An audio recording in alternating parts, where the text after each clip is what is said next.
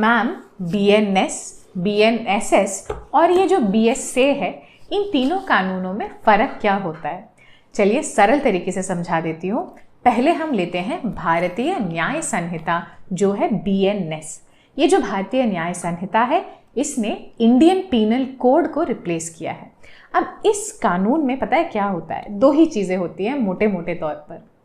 India में, भारत में ऐसे कितने तरीके के ऑफेंसेस हैं, उनका क्या परिभाषा है, डेफिनेशन क्या है, एंड अगर कोई अपराधी ऐसे ऑफेंसेस करता है तो पनिशमेंट उनको कितना मिलना चाहिए, यही चीज़ों के बारे में हमारा बीएनएस में लिखा गया है। चलिए मैं आपको दिखा देती हूँ।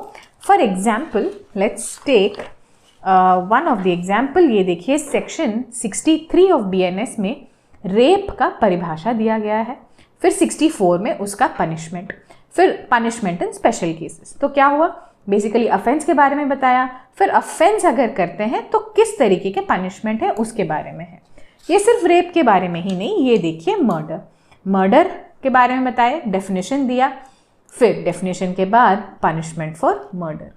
फिर जो हमें छोटी छोटी चीज़ें पता भी है जैसे कि थेफ्ट, डकैती, इन सब चीज़ों के बारे में भी यहाँ लिखा गया है। देखिए थेफ्ट, स्नैचिंग, एक्सटॉर्शन, रॉबरी, डकैती, ऐसे बस बहुत सारे ऑफेंसेस के बारे में लिखा गया है एंड उनका जो भी पनिशमेंट्स हैं उनके बारे में लिखा गया है। तो आप बस हमेशा ये याद रखना, जब भी आपको देखना है कि किस पनिशमेंट, किस ऑफेंस के लिए कितना पनिशमेंट हो सकता है, मिनिमम कितना सज़ा हो सकता है, मैक्सिमम कितना सज़ा हो सकता है, किस तरीके का पनिशमेंट हो सकता है।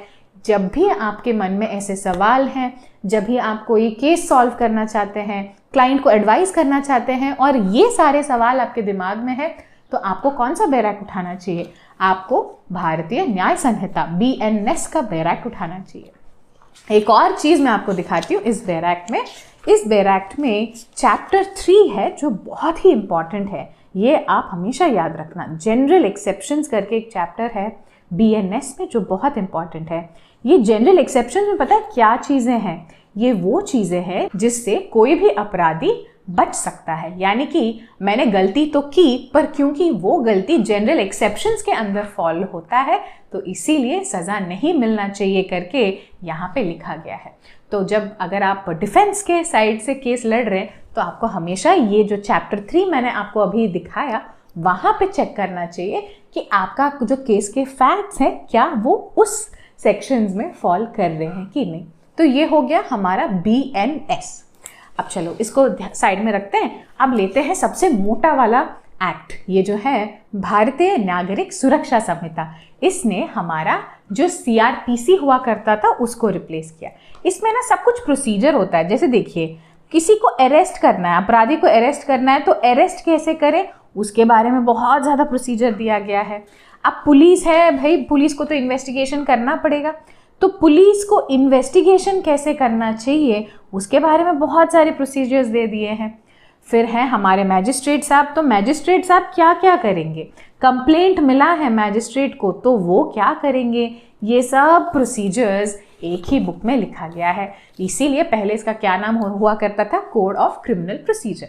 तो एक क्रिमिनल केस अगर आप चला रहे हैं तो कोर्ट में कौन से प्रोसीजर्स फॉलो करेंगे, सेशंस कोर्ट में आपका केस चल रहा है तो किस तरीके का प्रोसीजर फॉलो करेंगे, या फिर अगर आपको डाउट है मैजिस्ट्रेट साहब के पास केस चल रहा है तो कौन से स्टेज के बाद आगे अब क्या होगा, ऐसी सारी चीज़ें इसी बेयर एक्ट में लिखा गया है। इस कानून में आपको सारे प्रोसीजर्स मिलेंगे। ठीक है, अब चलते हैं हमारा तीसरा सबसे छोटा वाला कानून जो है भारतीय साक्ष्य अधिनियम।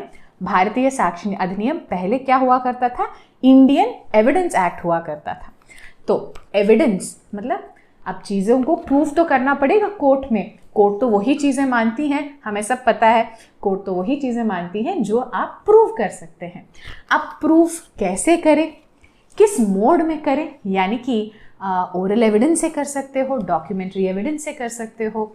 ओरल एविडेंस कौन कौन दे सकता है, अब कौन किस चीज़ों के लिए मैंडेटरी है कि आप डॉक्यूमेंट ही पेश करें, ऐसे बहुत सारे सवालों का जवाब आपका भारतीय साक्ष्य अधिनियम में होगा। तो ये ध्यान रखना, जब भी आपको किसी चीज़ को प्रूव करना है और आपको ये जानना है कि कैसे प्रूव करें किसी चीज़ को, उसका आंसर आपको भारतीय साक्ष्य अधिनियम में मिलेगा।